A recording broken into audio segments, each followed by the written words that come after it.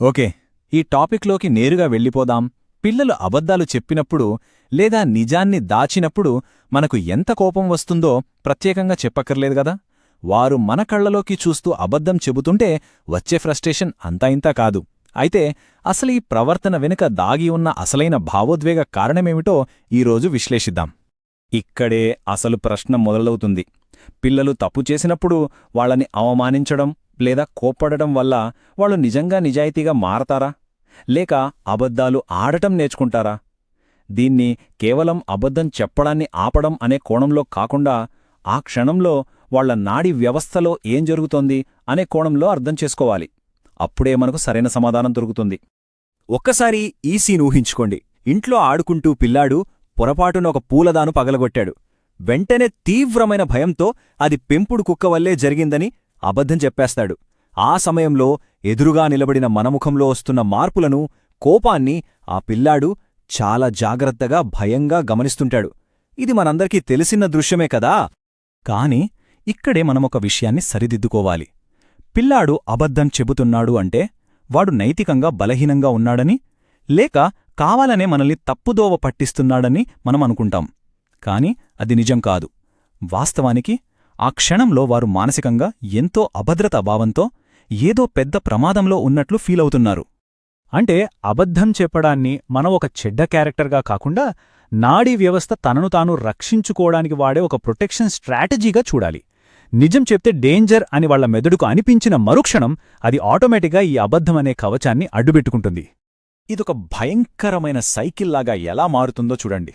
ఒక తప్పు జరిగింది, దానికి మనం కోప్పడి అవమానించాం. దానితో పిల్లాడి నాడీ వ్యవస్థ తక్షణమే ఫైట్ ఆర్ ఫ్లైట్ మోడ్లోకి వెళ్ళిపోతుంది.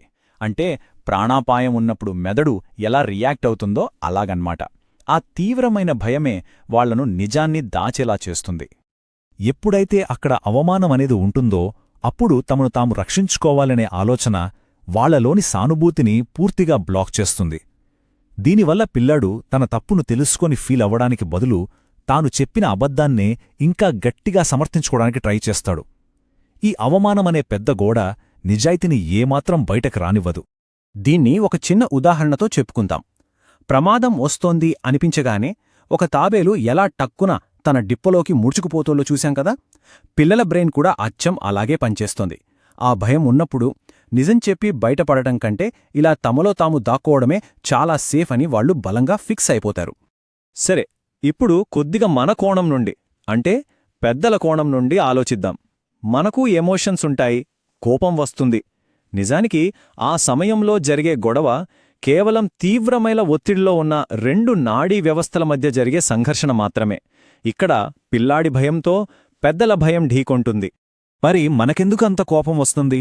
మన పిల్లాడు ఎక్కడ అబద్ధాల కూరుగా మారిపోతాడో అనే భయం, మన మాట వినట్లేదనే బాధ, లేదా నలుగురిలో మనకెక్కడ పరువు పోతుందో అనే ఇబ్బంది.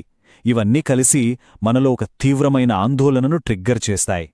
అయితే ఇక్కడ మనం రెండు వేరువేరు విధానాలను గమనించాలి. పరిస్థితిని కంట్రోల్ చేయడానికి వెంటనే గట్టిగా అరవడం అనేది మనకు అలవాటైన పాత పద్ధతి. కాని దానికి బదులుగా ప్రశాంతంగా ఉంటూ ఒక సేఫ్ లీడర్గా వ్యవహరించడం అనేది చాలా ముఖ్యం. ఈ ప్రశాంతతే దీర్ఘకాలంలో అద్భుతమైన మార్పును తీసుకొస్తుంది. మనం కోపంతో అరిచినప్పుడు అది ఎలా ఉంటుందంటే, పిల్లాడి మెదడులో చెవులు పగిలిపోయేలా మోగుతున్న స్మోక్ అలారంలాగా పనిచేస్తుంది. ఆ అలారం సౌండ్ ఎంతలా ఉంటుందంటే ఆ క్షణంలో మనం ఏ మంచి మాట చెప్పినా వాళ్ల మెదడు అస్సలు స్వీకరించలేదు. బయలాజికల్గా వాళ్లు ఆ టైంలో ఏమీ నేర్చుకోలేరు. ఇక్కడే మనం సురక్షితమైన నిజం అనే ఒక కొత్త కాన్సెప్ట్ను అర్థం చేసుకోవాలి. పిల్లాడి మనస్సాక్షి పూర్తిగా ఓపెన్ అవ్వాలంటే వాళ్ళున్న వాతావరణం చాలా ప్రశాంతంగా, సేఫ్గా ఉండాలి. ఈ ఎమోషనల్ సేఫ్టీ ఉన్నప్పుడే నిజమనేది బయటికొస్తుంది. ఇప్పుడు ఈ కొత్త హెల్దీ సైకిల్ని గమనించండి. తప్పు జరిగింది, కాని అక్కడ మనం ప్రశాంతంగా ఉన్నాం, భద్రత ఇచ్చాం. అప్పుడు వాళ్లకు ఆ పాత ప్రొటెక్షన్ మోడ్ అవసరం ఉండదు. మెల్లగా నిజం చెబుతారు, ఆ తర్వాత తప్పును సరిదిద్దుకోవడం నేర్చుకుంటారు. ఇది మనం నేర్పించాల్సిన ప్రాక్టికల్ షిఫ్ట్. నువ్వు తప్పు చేశావు, దానికి నువ్వే బాధ్యుడివి అని నేర్పించడం ఎంత ముఖ్యమో, తప్పు చేసినంత మాత్రాన నువ్వు చెడ్డవాడివి అయిపోవు అని చెప్పడం కూడా అంతే ముఖ్యం. వాళ్లు చేసిన పని వేరు, వాళ్ల క్యారెక్టర్ వేరు అనే క్లారిటీ మనం ఇవ్వాలి. ఇప్పుడే నాకు నిజం చెప్పాలి అంటూ గదమాయించే పాత పద్ధతికి తప్పులు సహజమే, వాటిని మనం కలిసి ఎలా సరిదిద్దుకోవాలో చూద్దామనే కొత్త అప్రోచ్కి చాలా తేడా ఉంది. మన బంధం ఆ చిన్న తప్పుల కంటే చాలా బలమైనది అనే భరోసా ఇది వాళ్లకిస్తుంది.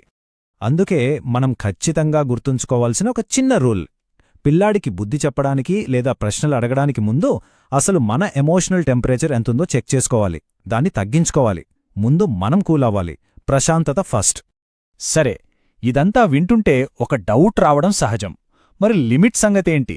వాళ్లను భయపెట్టకుండా ఉంటే వాళ్ళు ఇష్టమొచ్చినట్లు తయారవుతారేమో, ఇది పర్మిసివ్ పేరెంటింగ్ అయిపోతుందేమో అనే సందేహం ఖచ్చితంగా వస్తుంది. కాని ఇక్కడ అర్థం చేసుకోవాల్సిన విషయమేంటంటే, అవమానించకుండా ఉండడమంటే వాళ్ళు ఏం చేసినా వదిలేయడం అస్సలు కాదు. తప్పు జరిగితే ఖచ్చితమైన కాన్సిక్వెన్సెస్ ఉంటాయి, హద్దులు ఉంటాయి. కాని వాటిని భయంతోనో అవమానంతోనో కాకుండా చాలా స్పష్టంగా, ప్రశాంతంగా అమలు చేయాలి. ఇలా ప్రశాంతంగా దారి చూపించడం వల్ల పిల్లలు వాళ్లు చేసిన తప్పులకు వాళ్లే బాధ్యత తీసుకునేలా ప్రోత్సహిస్తుంది. అప్పటికప్పుడు పెద్ద మార్పు కనిపించకపోయినా మెల్లమెల్లగా వాళ్లలో ఒక బలమైన నైతిక విలువలు, మంచి చెడుల విచక్షణ డెవలప్ అవుతాయి. నిజమనేది ఒక సున్నితమైన మొక్కలాంటిది. అది చక్కగా పాతుకుపోయి ఎదగాలంటే భయం మరియు అవమానం ఏమాత్రం లేని సురక్షితమైన నేల దానికి కావాలి. ఆ భయపెట్టే వాతావరణంలో నిజాయితీ ఎప్పటికీ మొలకెత్తదు. పిల్లలు అబద్ధాలు చెబుతున్నారంటే వాళ్లు మోసగాళ్లు అని కాదు. వాళ్లు కేవలం అభద్రతా భావంతో ఆ క్షణంలో తమను తాము కాపాడుకోవడానికి అలా చేస్తున్నారు అని మనం మన దృక్పథాన్ని మార్చుకోవాలి. మన కుటుంబ వాతావరణాన్ని దాచడం నుండి నయం చేయడం వైపు మనం అడుగులు వెయ్యాలి. ప్రతి టెన్షన్ మూమెంట్లోనూ మనకు 2 ఆప్షన్సుంటాయి: పాత భయాల వలయంలోనే ఇరుక్కుపోయి పిల్లలు నిజాన్ని దాచేలా చేయడమా, లేదా కొత్త సురక్షితమైన వాతావరణాన్ని సృష్టించి వాళ్లను ఆ తప్పు నుండి బయటపడేలా చెయ్యడమా.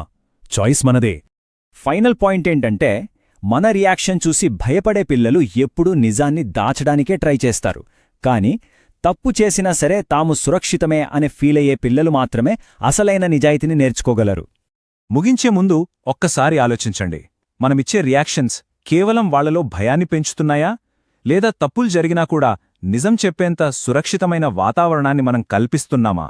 మనల్ని మనం నిజాయితీగా అడగాల్సిన అతి ముఖ్యమైన ప్రశ్న ఇది.